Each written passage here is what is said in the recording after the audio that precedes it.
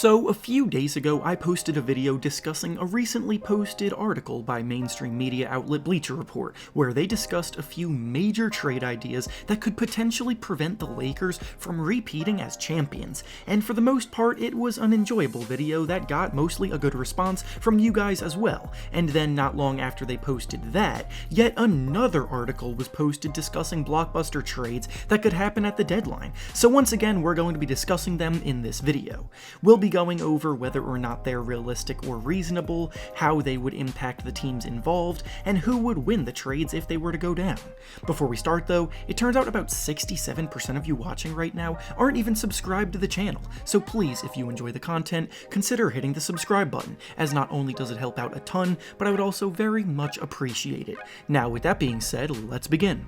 The first trade proposal in the article is between the Golden State Warriors and the Washington Wizards, and in it the Warriors send Andrew Wiggins, James Wiseman, and a 2021 first-round pick that's top 3 protected, and the Wizards give back Bradley Beal and Jerome Robinson. Just a few weeks ago, Bradley Beal trades possibly could have been reasonable to propose, but now that the team has won 6 of their last 7 games and are trending back in the right direction towards the playoff hunt, it just doesn't seem like there's any chance that this would go down. Beal has said countless times that he wanted to remain loyal to Washington and build a winner there, and that mindset would only change if things got really bad.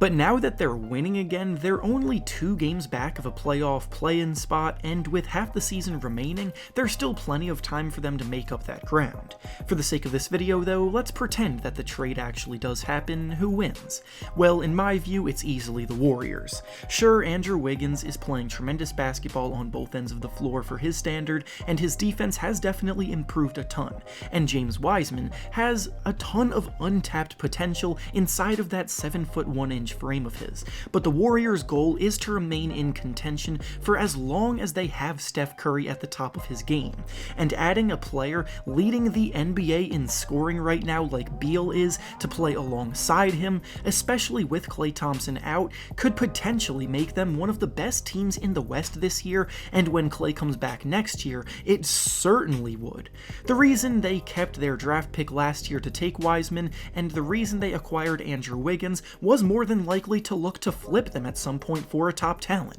and this would be that move. The Wizards, however, would only do something like this if they decided to blow it all up, and I think more draft pick capital would have to be included to actually entice them.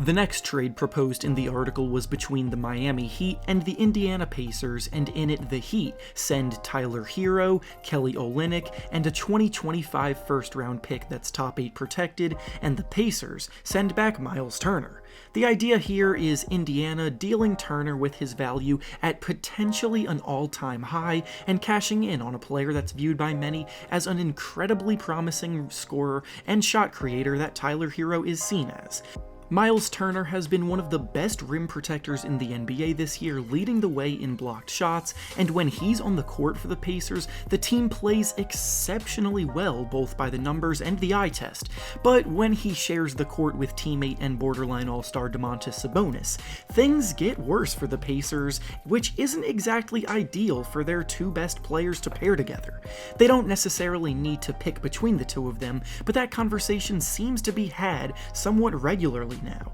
Turner on the Heat would make them ridiculously stout on defense, and the combination of Bam Adebayo and Miles Turner in the front court would be frightening for opposing teams trying to attack the basket, as they're both 2 of the best defensive players in the league right now as big men. With all of this being said though, I don't think the Pacers would do this deal because they have no real reason to give Turner up when he's playing so well, and Tyler Herro's value seems to be a bit overinflated, along with the fact that the team already traded for Caris LeVert in this season. The Pacers will probably want to see how things look when LeVert returns to the court and when TJ Warren gets back healthy, because in general, they've played really well this season, maintaining a top 4 record in the East without key contributors, and at full strength, they should be even better.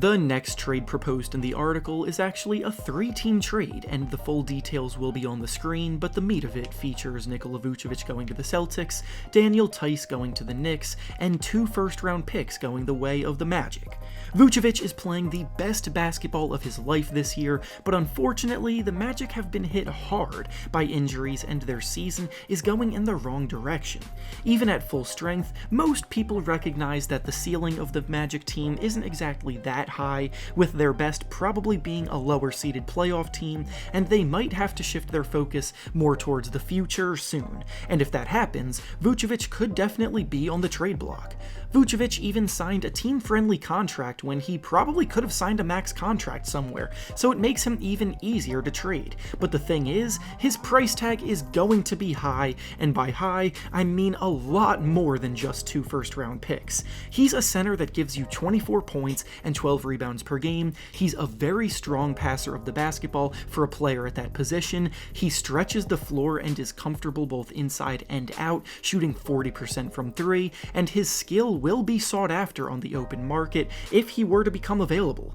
Of course, the Celtics are one of the biggest candidates to go after him because their interior has been one of the weaker spots on the team this season in the midst of an incredibly disappointing campaign thus far, as they currently sit outside of the playoff picture with a losing record. However, if they want someone as good as Vucevic to pair with their 2 other All-Stars Jason Tatum and Jaylen Brown, they're going to have to give up more than just Daniel Theis and a pick. And if it's going to be multiple teams in the trade, then the Magic are absolutely going to have to receive more than just 2 picks in return. I think the overall idea here is good because these teams could definitely come together to get a deal done like this, but way more assets are going to have to be involved for Nikola Vucevic to end up in a Celtics uniform.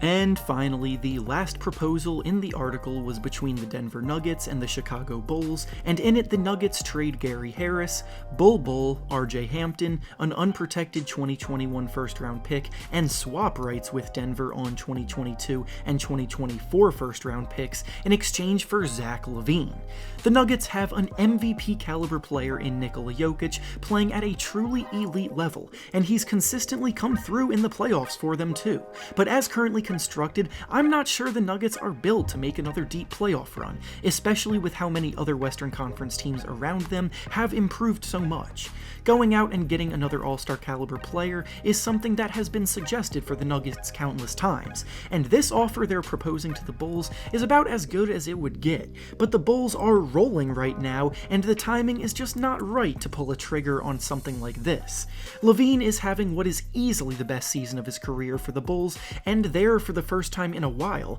actually winning games. The Bulls are currently 7th in the Eastern Conference standings, and if the playoffs continue to be a realistic and attainable goal for the Bulls this season as it continues on, then they'll have no reason to trade their best player and give all of that up. Again, this is another example of a trade that's good in theory, but the timing is off. And finally, with that being said, that's all I have for you today. Make sure to like the video, subscribe to the channel, and comment down below what you think about the trades proposed and whether or not you would do them. Thanks for watching, and I'll see you all next time.